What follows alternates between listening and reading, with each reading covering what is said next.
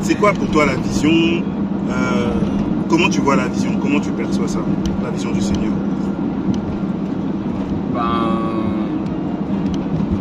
Sa vision en fait elle est vaste. Ça peut être de gagner des âmes, ça peut être de s'approcher de lui, ça peut être de le chercher, ça peut être de demeurer dans sa présence. Donc c'est vaste. Après ça dépend, c'est par rapport à la mission, c'est par rapport à soi, c'est par rapport aux autres, à l'assemblée, etc. Donc voilà. D'accord. Et toi, Rivier? Moi, si je répondrais à ça, je dirais que le Seigneur lui-même, déjà, il est la vision. Ouais. Dans le sens où tout est par lui et pour lui. Et voilà, et après, comme le frère Délice l'a dit, ça dépend aussi de où on se situe, si c'est sur le ministère, si c'est l'œuvre, si c'est par rapport à nos vies personnelles. Donc le Seigneur, par exemple, Moïse, le Seigneur va lui donner de construire l'arche. Et il va lui dire de faire selon le modèle qu'il a vu dans les cieux. Donc c'était la vision, c'était ce qu'il avait vu dans les cieux en fait. Et c'est ça qu'il devait reproduire sur la terre. Donc pour ma part un peu c'est ce que je comprends de la vision en fait. Est-ce que, avant de vous marier, vous deviez avoir la même vision que votre femme? Vous pensez que c'est important? Oui, pour ma part je pense que c'était important. Ouais. Je pense aussi que c'est important. Parce que si moi j'ai une vision chrétienne et elle a une vision musulmane, c'est compliqué quoi. Ouais. Si je vais à droite et va à gauche.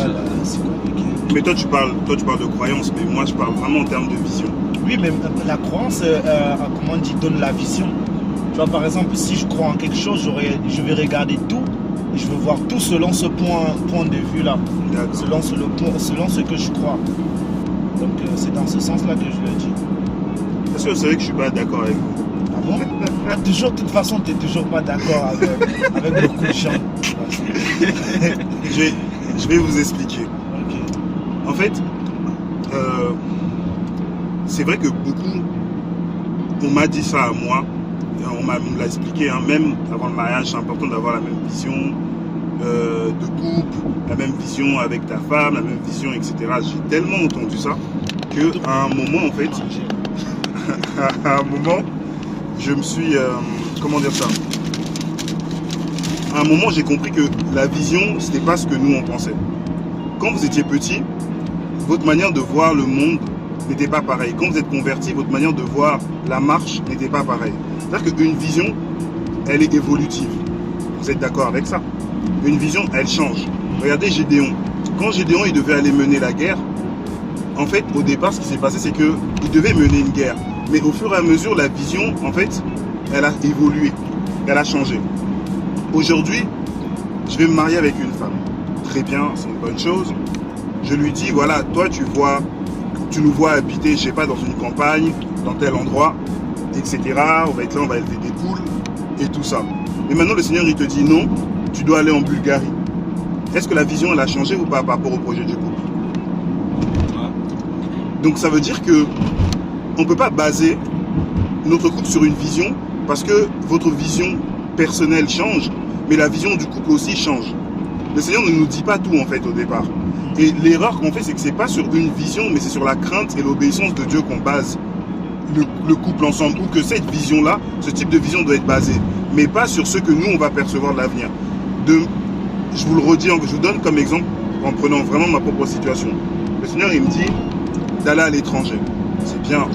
Et moi, dans ma tête, je me suis dit, ah, je vais à l'étranger, mais je vais aller pour toujours à l'étranger. Donc, j'ai figé la vision du Seigneur. Mais sinon, il ne m'a pas dit combien de temps il ne m'a pas donné la durée, en fait, de ce séjour-là. Il ne m'a pas dit, tu vas là-bas, tu vas rester là-bas toute ta vie. Non.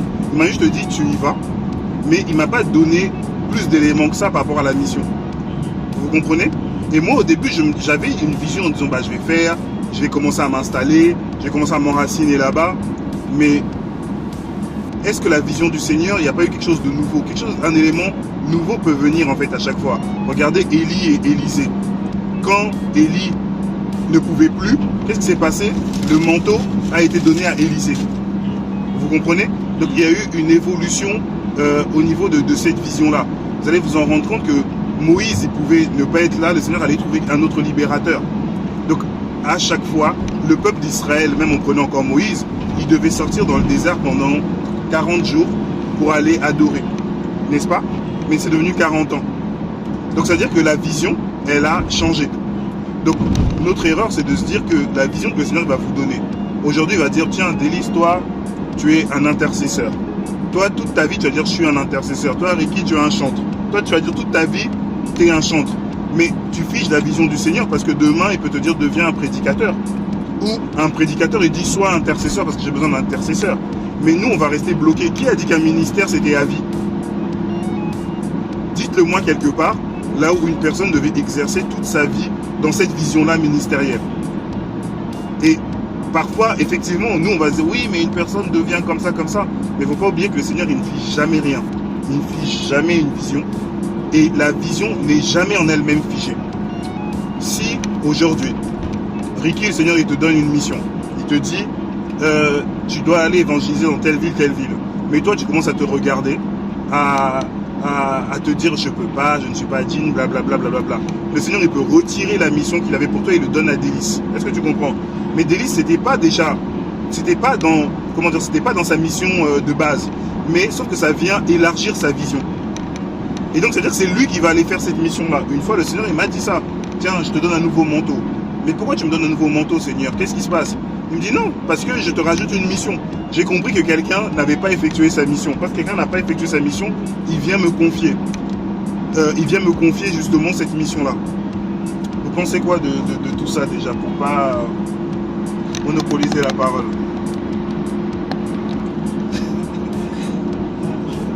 Personnellement, je pense que ouais, c'est juste, c'est correct.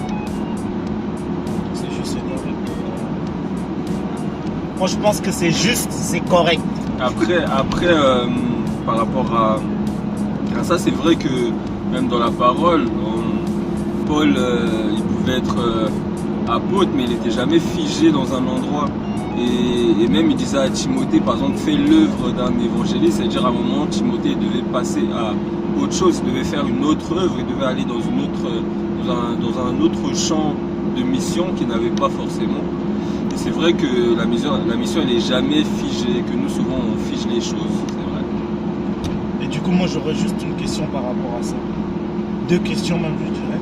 La première, c'est du coup ceux qui disent voilà, tu vois, genre, voici la vision que Dieu m'a donnée. Parce qu'on le voit aujourd'hui dans beaucoup d'assemblées. Ils disent toujours ça, voilà, la vision et tout. Du coup, c'est quoi? C'est erroné ce qu'ils disent. Parce que des fois, quand on regarde la vision, des fois, elle est figée, en fait. C'est-à-dire, c'est toujours une même manière de faire les choses, une même manière de voir, un même ministère, toujours au même endroit. En fait, c'est toujours comme si la vision, elle est figée, en fait. Et aussi, deuxième question, c'est par rapport à ce que tu as dit, par rapport au fait qui a dit que les ministères en fait étaient à vie. Du coup, moi, je me posais la question de savoir, comme la Bible dit que, comment on appelle, que il a donné un ministère. Le ministère, c'est quelque chose qu'on a reçu dès le sang de notre mère. Du coup, je voulais savoir. Le fait que ça a été reçu c'est pas un don, un don ou une grâce, on se dit oui, ça peut changer, ça peut évoluer, Dieu peut donner un autre, mais le ministère, en fait, j'ai pas trop compris dans quel sens tu disais que c'est pas à vie. Le ministère, en fait, c'est un service, d'accord? C'est-à-dire qu'il y a plusieurs services à l'intérieur d'un ministère, et selon le service que tu as, il y a une mission, il y a une vision globale. Je reprends encore l'exemple de Gédéon. Gédéon, il avait une mission, c'était de combattre, d'accord? De vaincre, de faire la guerre. Mais à l'intérieur de ça, un coup, il était leader, un coup, il était général des armées, un coup, il était dans la politique. En fait, c'est ce qu'il faut comprendre. C'est-à-dire que on n'est pas toujours à la même place dans le ministère qu'on va faire. Tu vois Paul, pendant son ministère, il était avec ceux qui formaient tout ça, il était leader dans ce ministère-là. Il conduisait les personnes. Mais quand il est parti à Jérusalem, il y avait des plus anciens que lui. Et donc à ce moment-là, il était aussi soumis à leurs conseils, il était soumis à leur orientation et à leur dictée. Il se dit, quand il vient, il dit, de peur de ne pas avoir couru en vain, je vais voir en fait ceux qui étaient là, je paraphrase, ceux qui étaient là avant moi, pour que eux ils puissent en gros aussi venir appuyer l'œuvre que je fais depuis des années. Ça faisait 14 ans qu'il n'avait pas été à Jérusalem. Et donc il vient voir ces anciens-là justement pour venir appuyer ces choses-là. Et c'est plus dans ce sens-là en fait. C'est-à-dire que le don ministériel, donc du service, il va être là, mais le problème c'est que ça ne reste pas figé. Et en termes de durée, regarde, on va prendre un Jean-Baptiste. Jean-Baptiste, il est mort, il avait 30 ans. Tu vois, la trentaine. Donc, la durée du ministère ou de l'exercice du ministère, comme Christ, ça peut être aussi 3 ans. En fait, nous, on bloque ça. Il y a des personnes, depuis longtemps, on va leur dire, par exemple, oui, tu as tel ministère, etc. Effectivement, mais le ministère, il est aussi actif à un moment donné. Il y a un temps là où le ministère, maintenant, il est actif. C'est-à-dire que tu peux avoir ces dons-là, mais ces dons-là, ils ne sont pas encore mûrs à l'exercice. Il faut qu'ils grandissent, etc. Et quand le Seigneur considère, et lui seul considère que tu es prêt à exercer de telle manière, ça peut être 1 an, ça peut être 6 mois, ça peut être 2 mois et tu meurs. 3 mois après, il t'envoie dans autre chose. Et nous, comme j'ai dit, on fige les choses. Dans mon propre témoignage encore, je me souviens, le Seigneur, il vient là où, c'était une période où j'étais pas prêt. Le Seigneur, il vient et me dit, ah, tu dois enseigner. Et cette phrase, elle m'avait choqué. Je dis, mais moi, je vais enseigner qui, Seigneur? Au nom de quoi je dois enseigner? Et il commence à me dresser un tableau.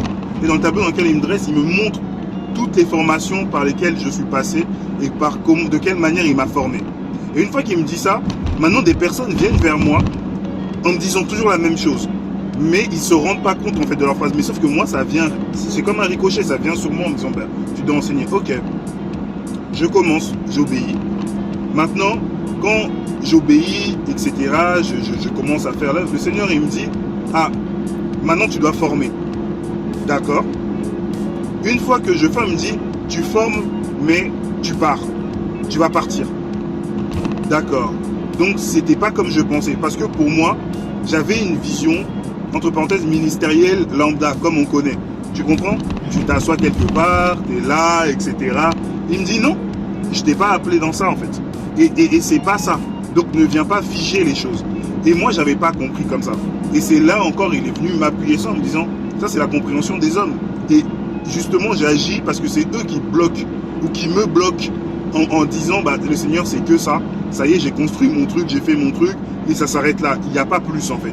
Or que là, c'est justement de re-questionner ça, tout comme je vous disais par rapport à l'aspect du mariage. Vous voyez, je repars encore dessus parce que je m'étais dit, mais aujourd'hui, je me suis marié. Quand je me suis marié, j'étais beaucoup plus jeune.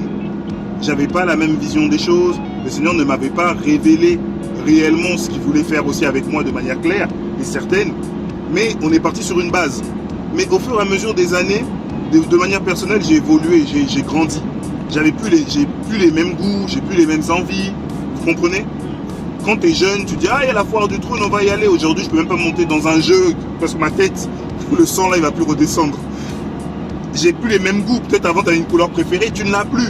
Tu n'as plus les mêmes trucs que tu aimais. Et donc, forcément, si avec l'autre personne, vous avez basé ça en disant, oui, nous, notre vision, c'est de faire ça, ou toi, tu as vu que ta manière de vivre a changé. Tu sais que le Seigneur, il te dit, non, ici, en France, les choses ne vont pas aller. Toi, tu vas dire, ah, j'avais pour projet d'acheter, de louer, de faire mon entreprise. Le Seigneur, il dit ça, forcément, ta vision, elle va changer. Vous comprenez? Et sauf qu'avec l'autre personne, si l'autre personne, elle, n'est pas sur le même point d'appui que toi, celui d'obéir à Dieu, en gros, tu vas te rendre compte que ça ne va pas marcher. Donc ça veut dire que je me suis rendu compte que ce n'était pas la vision en termes de projet, mais c'était vraiment la vision en termes d'obéissance et d'écoute au Seigneur. Ce que le Seigneur va nous dire, on va obéir et on va faire. Et c'est là l'erreur qu'on fait à chaque fois. C'est qu'on ne base pas ça sur l'obéissance. On sera prêt à obéir au Seigneur. Mais toi, tu vois quoi comme projet d'avenir? Bah moi, je nous vois comme ça. Moi, je nous vois avec 15 enfants. Moi, je nous vois avec ceci, cela. Mais le Seigneur n'a pas donné son mot. Il n'a pas donné son veto. Il n'a rien dit. Et s'il n'a pas dit, les choses vont changer. Et même s'il dit, ça c'est l'autre point d'appui aussi, si le Seigneur parle, vous allez vous rendre compte que au fur et à mesure, il va rajouter des éléments ou il va en enlever. Celui à qui on donnera aussi beaucoup, ben, on demandera beaucoup. Mais si, comme dans la parabole des dons ou des talents, on dit que celui qui avait un seul, on lui a retiré on a donné à celui qui avait beaucoup et qui avait exercé, ben vous allez vous rendre compte que ça marche encore aujourd'hui en fait dans les choses. Et nous, on ne prend pas conscience de ça. Donc c'est pour ça que je vous dis, c'est un point essentiel et important de ne pas figer les choses de Dieu. Même s'il te dit, ah Délice, tu vas aller habiter à Poitiers. Délice, tu vas dire, ah Poitiers, mais je vais faire quoi moi à Poitiers, c'est nul. Je t'envoie. Mais toi, dans ta tête, tu vas dire, tu vas à Poitiers pour la vie. C'est ça, non? Mais sauf qu'il ne t'a pas dit le nombre de temps. Ça se fait qu'au bout de 3 mois, toi tu vas à Poitiers, tu commences même à construire ta maison, tu vas dire oui mais moi je t'ai jamais dit que tu devais rester là-bas à vie. Donc tu vas maintenant à Marseille. Mais Seigneur, je comprends plus ton truc. C'est justement là la pensée, c'est parce qu'on n'est pas disposé à ça. Et là on devient un frein et on commence à chercher nos intérêts parce qu'on a dit mais on a déménagé, on a fait comme ci, on a fait comme ça. Et là ce n'est plus la même chose. Ce n'est plus la même chose du tout. Il y a la vision, on va pas dire que tout est mauvais, il y a la vision de notre vie, la vision globale, mais dans cette vision, il y a toutes les petites choses que le Seigneur bouge, conditionne, change, évolue, et à partir de là où vous retenez qu'une vision n'est pas quelque chose de figé, ça va vous changer votre manière de voir. Mais maintenant, si nous, dans cette vision, on va dire, d'obéissance, si la personne qui est à nos côtés, elle n'est pas dans la même vision, comment on fait quoi? Comment on avance? C'est compliqué après. Maintenant, c'est là toute la question. Là, c'est pas dans le sens de la vision qu'il faut traiter ça. Parce que si tu es avec une personne, effectivement, toi, tu veux obéir au Seigneur et que l'autre personne n'est pas à ce niveau-là. En fait, ce qu'il faut comprendre, c'est pas que l'autre personne ne l'est pas forcément, c'est que c'est comme l'exemple que j'aime beaucoup donner. Toi, tu fais tes maths aujourd'hui, tu es en CP, d'accord? Ou comment ça fait avec mes enfants? Un de mes enfants va me dire, ah, j'ai fait les maths aujourd'hui. L'autre aussi va dire, j'ai fait les maths aujourd'hui. L'autre va faire des maths en CE1, l'autre va faire des maths en CM2. Est-ce que c'est les mêmes maths qu'ils font? Donc, ça veut dire que l'autre, il va se dire, ah, moi j'ai eu, l'autre va dire, j'ai eu 14, l'autre va dire, ah, moi j'ai eu 16, je t'ai battu. Mais celui qui est en CM2 qui a eu 14 et celui qui est en CE1 qui a eu 16, c'est pas le même niveau. Et dans notre marche, en fait, nous, on a toujours tendance à croire que on est tous au même niveau d'action. Par exemple, un autre exemple encore. Toi, aujourd'hui, tu es au niveau là où le Seigneur t'a guéri, d'accord, de tes passés, de tes blessures. Donc toi, tu es prêt à te lever. Mais l'autre personne n'est même pas au niveau là où elle a réalisé qu'elle était blessée. Est-ce que tu comprends? Mais toi, tu vas demander à la personne de faire des efforts pour justement être au même niveau que toi. Mais ça ne peut pas marcher. Parce qu'il y a un décalage en fait. Il y a un décalage et il y a un rythme. C'est ça que le Seigneur il demande de prier. Mais il agit aussi avec le rythme de chacun. Donc toi, là où dans ta vision, tu as une maturité supérieure à l'autre, tu ne vas pas comprendre les choses comme l'autre. C'est-à-dire que l'autre n'est pas arrivé à ce niveau de maturité pour accepter les choses comme toi. Donc ton degré d'obéissance n'est pas le même que l'autre. C'est la même chose que l'autre qui est en CP et l'autre qui est au collège. C'est pas le même degré de liberté en fait. Vous comprenez? Ou celui qui est à la fac, au lycée, quand tu arrives à la fac, c'est la fête. Tout le monde va, fait ce qu'il veut, tu rentres, tu sors, ça y est. Mais maintenant, tu peux pas mettre le même degré au collège. Et elle est là la proportion. Et surtout, hein, quand les personnes sont en couple, il y a vraiment cet aspect-là qui est important à mesurer.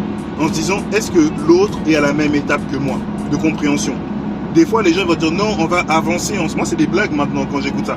On va avancer ensemble, on va grandir ensemble, on va pousser ensemble. Mais qui a dit ça? Est-ce que vous partez du même point de départ?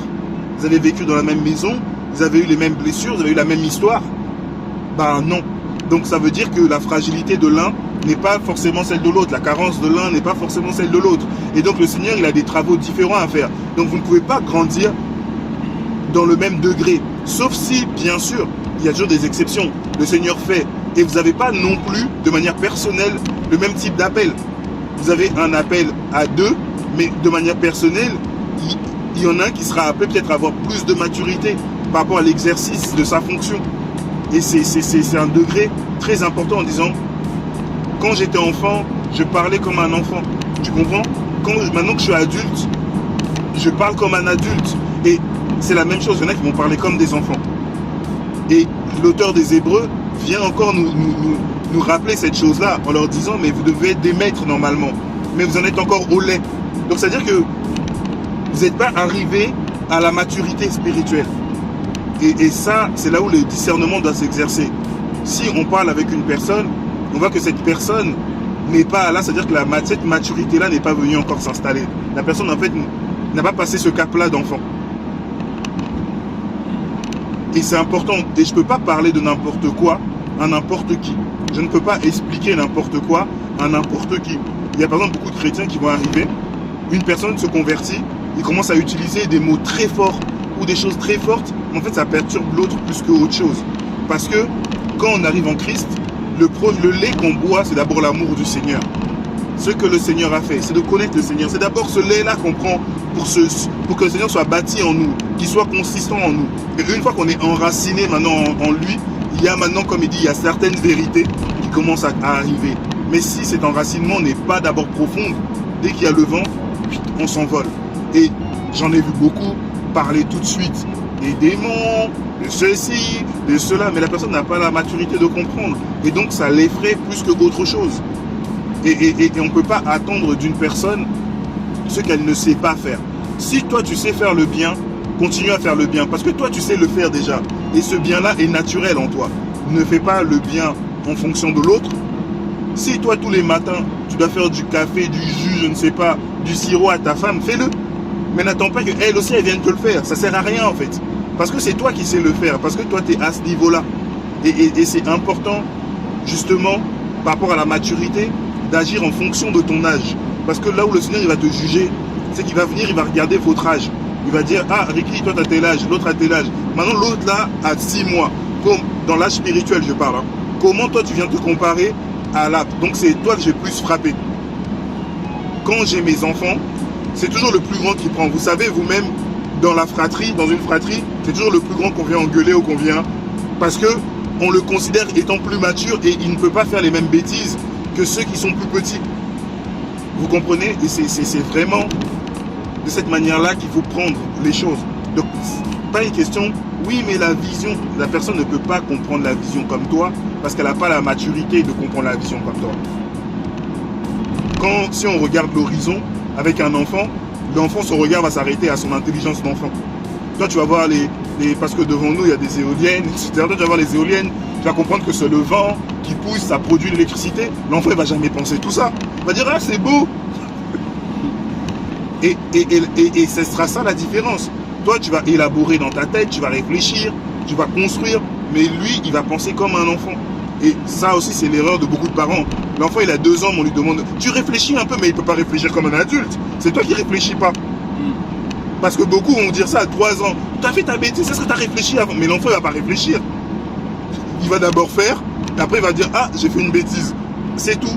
Il va marcher avec un instinct, avec une loi qui est en lui. Donc, c'est pas pareil. Donc, voilà. Donc, c'est bon par rapport à tout ça, monsieur... Oui.